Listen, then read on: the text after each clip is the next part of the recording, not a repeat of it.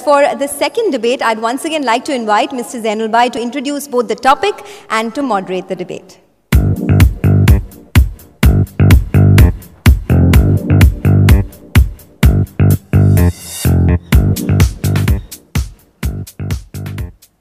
Okay, so this time you know how it works. I don't have to go through it. Let me introduce the second topic, which is, I'm sure, near and dear to many of our entrepreneurs and business people here, which is that the House believes that the rupee should be allowed to float and no serious intervention is needed. Okay? The House believes that the rupee should be allowed to float and no serious intervention is needed. We're going to ask you to vote on this subject right now. So time starts now. 10 seconds. If you agree, say yes. If you disagree, say no.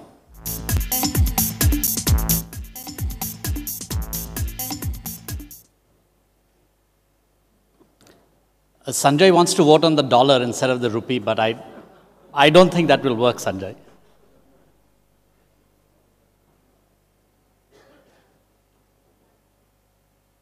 Okay? Everyone's voted? All right. Let me introduce our two combatants, debaters for this thesis.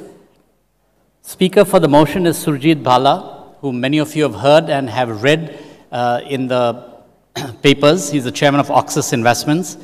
Mr. Bhalla, can we ask you to come up? And speaking against the motion is Romesh Sobti, Managing Director and CEO of IndusInd Bank. So we have one economist and one banker who are going to fight it out on the rupee. You have 3 minutes, Mr. Bhalla. Yeah. Time starts now. Time starts now. Thank you. Since I've been given 3 minutes to defend the motion, which is that the government should not intervene in the value of the market, in the value of the rupee, I have 3 points to make and 3 reasons. Each point illustrates a reason why you should believe that the government should have nothing to do with the price of the rupee. The first, and perhaps the most important one, is that the irrelevance of government intervention in a globalized world. It's no longer the case that we are a closed economy. It's no longer the case that we need planners who determine what the price is and what the quantity is of any item produced in the economy. And therefore, those times are gone. Now, they went actually somewhere around 1975, 1980. In India, we are slow starters, slow learners. Eventually, we do get there. And I think we are there today. That is, no more need for government planners. Second, and perhaps equally important reason, is incompetence of the government planners. I mean, when was the last time you met, or let me put it another way, would you buy a used car from an Indian bureaucrat? I would say, without waiting for your answer, you won't. So therefore, how is it that they can determine correctly what the price of the rupee should be? And who are they accountable for? The CAG? The CAG doesn't even know simple discounting. So therefore, they are not accountable to anybody. On the other hand, all of us over here, whether you're in the markets or you're making plans for a firm, etc., are held accountable for your decisions.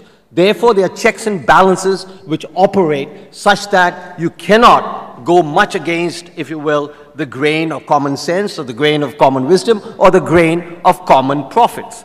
On the other hand, the government planner, the government bureaucrat, etc., the government economist, if you will, can go against all tenets of rationality, all tenets of logic, and therefore can intervene in the marketplace for the rupee and intervene, if you will, in an incompetent manner. Now, what is the evidence for this? So let me now give you the third explanation, or the third reason why you should believe in my assertion that the government should have nothing to do with it. We have the recent example. July 15th, the government had a massive plan to intervene in the marketplace. What happened? Okay, so July 15th, what I call the night of the long lives, came in with a sledgehammer in order to protect the classic case of intervention. Here was the case. How did it work? I think the rupee was somewhere around 59.5 at that time. For a week and maybe 2 weeks, it stayed very close to that range. So therefore, we succeeded.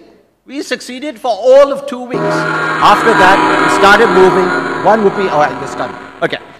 So therefore, on all these 3 reasons, irrelevance, incompetence, and ineptitude, I would plead in the name of God and in the name of India, do not intervene in the foreign exchange market. Thank you. Thank you. Your turn. I don't think this debate is as polarized as it sort of appears to be. Because at the end of the day, I think almost every currency in the world does float. The only question is, does it float in a band or not? So my motion is that there should be intervention to make the currency float in a band. And I think the strongest argument in favor of intervention is that non-intervention can bring instability. First of all, what does it do to trade and industry? And we've gone through it just 2-3 months ago. Neither exporters nor importers can decide how to price their products. Secondly, I think the most important thing, and India has seen that very, very recently, is that any form of violent movement in currency stalls the flow of investments. Thirdly, a completely free currency without any intervention has speculation as an intrinsic part of it. And speculation is the last thing that this country needs. So I think India has got a lot of these problems, and I think India has got more. India is in the middle for the last 3 years. It's in the middle of a conflict of inflation versus growth.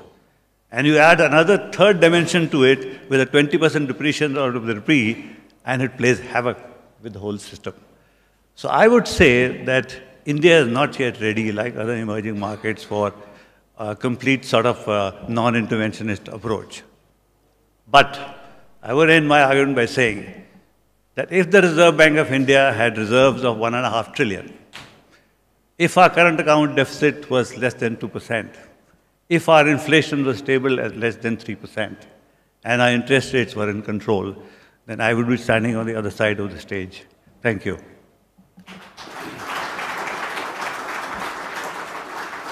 Thank you very much. It was very entertaining to learn that both of you used arguments starting with the letter I. Instability, ineptitude, incompetence, and irrelevance. So I'm going to ask a couple of my friends here who are sitting in the front row to comment on the 4 I's and what do they think. And may I please start with Chanda Kochar. Can we get a mic to Chanda, please? Did you pick on I because ICICI has 3 I's? Nice one. Okay, so since a lot has been said about I's, I'll pick another letter, that is G. In my view, the real intervention that the government needs to do is to create a facilitative investment environment and bring back growth in the country. If we bring back growth in the country, we'll solve a lot of the problems, including the current account deficit, capital flows, exchange rate, and so on. So my firm belief is, let's get the domestic growth back in the country. That's the real cure. The rest of them are all symptoms. Thank you. And now I truly want to do a cold call on someone whom I have not even warned that this might happen, but who complains incessantly about the rupee volatility, Mr. Amit Chandra. I picked a C, not an I. No, I think if you look at the pattern of intervention that we've had, it's clearly been completely inadequate. Otherwise, how do you explain the fact that when you look at the graph of the rupee, the movements is always a step function and never linear? So I think clearly if there is a case for intervention, it's got to be more sensible and stable so that the market is not taken by shock every time it happens. Thank you. I think we're getting a little bit of feedback from something.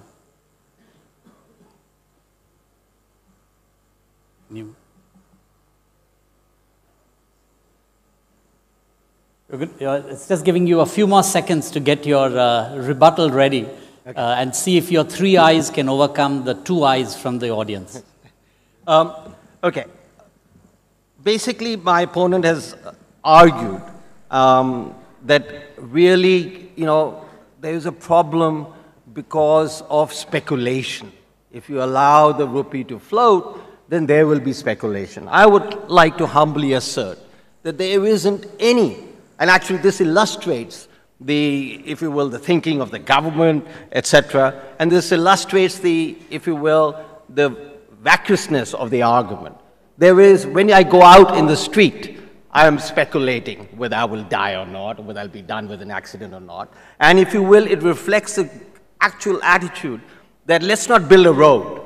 Because if we build a road, there's a possibility of an accident. So we can't do that. So therefore, let us not speculate. The other one is about, I wish we had a $1.5 trillion worth of reserves, and then this will work out. Since I don't have that, I've got to wait till Godot or $1.5 trillion worth of reserves before I come. The last point, and You have a minute. Speculation was only one of the elements that I mentioned. And I think the whole argument that came from the other side of the stage was the incompetency of intervention, not about the need for intervention. There I would agree with you. How we intervene may be incompetent, but the need for intervention is not really taken away. The whole issue about, say, reserves. You look at China, $3.5 trillion of reserves. They've kept their currency in a band. They've been able to manage liquidity. They've been able to manage inflation because they had the reserves. So it's about how you intervene, but the need for intervention, I think, stays strong. Thank you. Thank you very much. And to our debaters, so now, once again, you have 10 seconds to vote. And let me just say that the House believes that the rupee should be allowed to find its own value, that is, float without intervention. If you agree with that proposition, you press 1. If you disagree, you press 2. 10 seconds.